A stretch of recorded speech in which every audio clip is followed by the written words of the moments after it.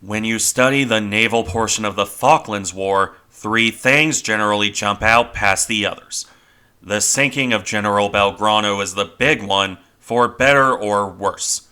After all, the last ship sunk by submarine attack as of this recording. The second point, meanwhile, was the use of Sea Harriers from the British aircraft carriers. The first major use of VTOL, vertical takeoff and landing aircraft in combat. While the third is the topic of today's video, the handful of British warships lost to Argentine air attack, be it bombs or the dangerous Exocet missile. Those sinkings were infamous at the time, to say the least, even if they have in later years been a bit overshadowed by Belgrano. In any event, for today, we'll be looking at the first loss, HMS Sheffield, a Type 42 destroyer lost to the aforementioned Exocet. At the time of her sinking, Sheffield was one of the most modern warships in the Royal Navy, although she was already 7 years old and the first of her class. For most of her service, Sheffield followed the traditional Cold War pattern of training and exercise. Had Argentina not decided to try and take the Falklands in 1982, she would likely have faded into obscurity. An important step in Royal Navy destroyer design, but nowhere near as famous as her cruiser predecessor. Unfortunately, that would not be the case. Argentina would invade the Falklands, and in the process of fending off this invasion, Sheffield would fall prey to Argentine air power, setting an unfortunate precedent that other ships would follow, including her sister, HMS Coventry. It's a sad story from start to finish, especially if you had family that served in the Royal Navy. However, before we get to that point, it is prudent to take a look at Sheffield's design first. As I noted, this was the first of the Type 42 destroyers, which makes her historically relevant even beyond her sinking. These were a key portion of the Cold War Royal Navy and remained in service through to 2013. That isn't a bad record considering the Type 42 originated as the budget option. Initially in the 1960s, the Royal Navy was looking at rebuilding their fleet, notably with CVA-01 and the Type 82 destroyer. That's a story for another day, but the relevant part is this. When those programs were canceled, the Royal Navy still needed some sort of new warship. In particular, they really wanted ships capable of using the Sea Dart missile. This was a vastly improved surface-to-air missile in comparison to its predecessor. That was Sea Slug, which was very much a first-generation missile. A bulky affair with 4 booster motors, and moreover, a beam-riding guidance system. That meant it had to be actively guided to its target by shipborne radar. That limited utility against faster-moving targets. Thus, you have Sea Dart, with a semi-active radar homing system. In addition, while never actively used this way, the missile could be turned against small ships. With this missile in hand, the British needed a ship to use it. This was originally going to be the aforementioned Type 82. Alas, British funding being what it was, only HMS Bristol was built of that type, and even then more as a test ship. This is where the Type 42 design process comes into play. At its core, an attempt to get the most value on as cheap and small a ship as possible. They needed to carry Sea Dart, of course, to act as defense against Soviet bomber and missile threats. But the British also wanted them to have general purpose capability. This meant a single 4.5-inch gun on the bow, along with carrying a helicopter for anti-submarine warfare work, which in addition to the helicopter also meant a modern sonar and lightweight torpedoes, while the air defense role also required a powerful air search radar, which took up yet more space. That they managed to cram as much as they did into this ship is a testament to the designers. Although it didn't come without its own cost. The original Type 42 was a short ship with certain sacrifices. It only had two 20mm guns for close defense, for example, and the hull was cut back forward of the gun, leading to a very wet bow. Friedman cites a story that, during the Falkland War, sailors had to jump on blast doors to get them shut because of this. The hull was also a bit weak. Friedman also cites visible deck reinforcements on the first two batches, while the third batch was given stronger girders. In the end, though, these were sacrifices the British accepted to keep the costs down. The 1960s were a time where the Royal Navy was lucky to get anything new, so the Type 42 was the best they could reasonably hope for. And as noted, the ships did give good and long service, no matter their flaws. Still, with that background sorted, let's look at the design details. This will focus only on the original Batch 1 design. The Batch 2 was similar but not identical, and Batch 3 substantially lengthened the ship. As Sheffield was the first of the class and sunk before post-Falkland modifications, well, the original design is the only relevant one today. In this case, that began with a 3,500-ton standard displacement. This rose up to 4,350 tons at the full load. That's a fairly average tonnage for the 1960s when the ships were designed. It was only with ships like Spruance that destroyers started to get into the cruiser size range. On the other hand, the other dimensions are tighter. The ships were 410 feet, 125 meters long, with a beam of 47 feet, 14.3 meters.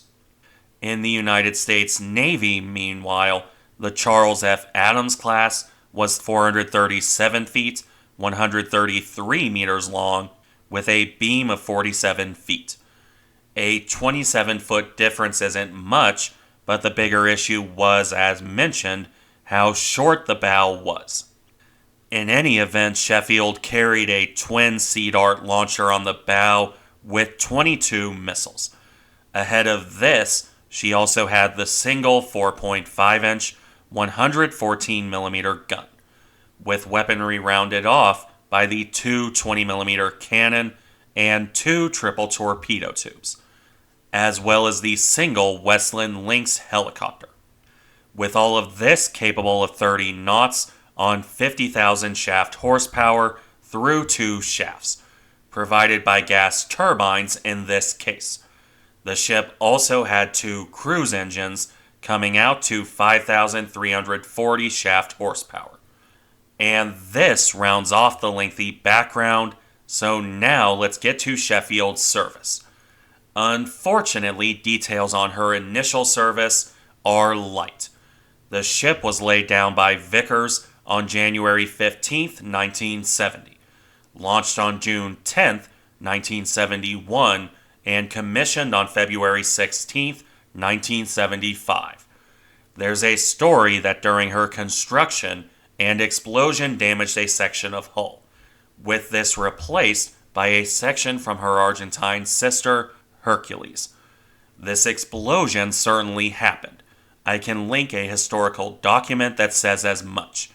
This dates to May 4th, 1971, and says the explosion happened last Friday, April 30th, 1971. Now, did she actually use material from her Argentine sister? This I can't say for sure because the source is a news article, and is a story told well after the fact, claiming that the director of Vickers pointed at Hercules and said, "They just take the identical portion from that ship." It feels way too coincidental to me. Regardless, Sheffield was commissioned in 1975. At this point, the ship occupied her time on testing. She was the first of her class, and moreover, one of the first ships to use the Sea Dart systems. This could be coupled with the issues Friedman noted earlier, which would need to be worked around early. Toss in HMS Bristol having her steam plant wrecked in 1974, limiting her own utility as a test ship, and you can see why the Royal Navy pushed Sheffield into that role instead. In any case, this would keep the ship occupied into the early 1980s, with one of her first major exercises coming soon after in 1981. This was Exercise Roebuck, mostly noteworthy for Sheffield firing off 5 Sea Darts, proving 2 things. 1, that she could use the missiles, and 2, that the missiles worked at all. Details on the exercise beyond this are sparse. I found a contemporary United States Navy document that cites it as a joint NATO exercise off Scotland, for what that is worth. Regardless, after this, Sheffield moved on. She occupied her time from November 1981 through early 1982 patrolling in the Indian Ocean, and the Persian Gulf for that matter. Pretty quiet and typical duty for the Cold War, all things being equal. However, this would change soon enough. In March 1982, HMS Sheffield, under the command of Captain James Salt, returned to the Atlantic, at first for another exercise. However, this was soon changed, because, well, Argentina invaded the Falklands on April 2, 1982. Sheffield was immediately ordered to join the task force for liberating the islands. By April 14th, she had reached Ascension Island, now sporting a black marking down her side to avoid confusion with her Argentine sisters. A couple weeks later, on May 1st, Sheffield began operations in the so-called Total Exclusion Zone, a circular radius around the Falklands stretching out 200 nautical miles, 370 kilometers. This is most well known for the sinking of General Belgrano. Not so much for the zone itself, but because the cruiser was sunk outside of that zone. That detour aside, Sheffield was assigned to patrol and enforce this zone, something she would continue doing until May 4th, 1982. On that day, the ship was spotted by an Argentine patrol aircraft, a Lockheed Neptune, which stalked the ships. Using that information, the Argentinians sent out 2 strike fighters, French Super Étendards, armed with the Exocet anti-ship missile. To make matters worse for Sheffield, the Argentinians had been practicing specifically to attack Type 42 destroyers. They'd practiced using their own pair, which meant they knew just about every strength and weakness of the design. A rarity, to be sure, because you don't often see 2 navies with the same ships end up fighting each other. Regardless, the 2 Argentinian pilots would spot Sheffield on their own radar around 11 a.m. Each aircraft promptly launched an Exocet before turning away. It's here where Sheffield's radar became an issue. The Type 965 radar couldn't reliably detect low-flying aircraft. Having practiced against their own ships, the Argentinian flyers were well aware of this, so they flew low, 98 feet or 30 meters from the water. If you'll allow me to detour back to Friedman for a moment. He cites a flaw in the ship. When Sheffield was transmitting on her satellite link, her radar was unable to detect hostiles. Guess what she was doing the moment the Argentinian pilots fired their missiles. In addition, the anti-air warfare officer was in the wardroom while his assistant was in the head. On top of this, the captain was off duty in his cabin. Even when HMS Glasgow spotted the enemy aircraft, it didn't prompt much of a reaction on Sheffield. And when the missiles were spotted, the crew didn't send out a warning or turn into the missiles. Probably not helped by the aforementioned anti-air warfare officer believing the ship was out of Exocet range. As a result, Sheffield was hit by one of the missiles, about 8 feet above the waterline, where it ripped a hole in the side, 4 feet high and 15 feet long. The missile punched all the way into the galley, where 8 cooks were lost. Fires broke out immediately, with 12 of the crew suffocated. More were wounded. Efforts to fight the fire would be hampered by an uncoordinated response, on top of the main pipe for firefighting getting ruptured by the explosion.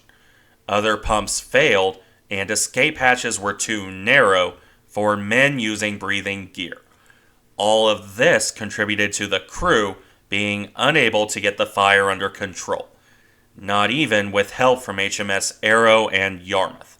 Captain Salt ordered the crew to abandon ship after almost 4 hours of fighting the fire. 20 of the crew would be lost, with as many as 63 wounded. Only one body would be recovered. For 6 days, Sheffield remained afloat. Inspections were made for any salvageable equipment, while orders were sent to shore the ship up for tow. Unfortunately, somewhere along the line, some wires got crossed. Sheffield was taken in tow by Yarmouth, which only caused more water to enter the ship. She would ultimately sink under tow to South Georgia on May 10, 1982, the first Royal Navy vessel sunk in combat since the Second World War. From what I can tell, this was partially down to the compromises inherent in the Type 42 design, but it was also down to a crew that just wasn't prepared for what hit them. Notably, citing The Guardian here, a non-redacted version of the report into her sinking was released in 2017. It's where most of the information here came from, with one final note I feel worth mentioning. Apparently, that anti-air officer was insisting for 12 minutes after the missile hit that the ship had not, in fact, been struck by a missile.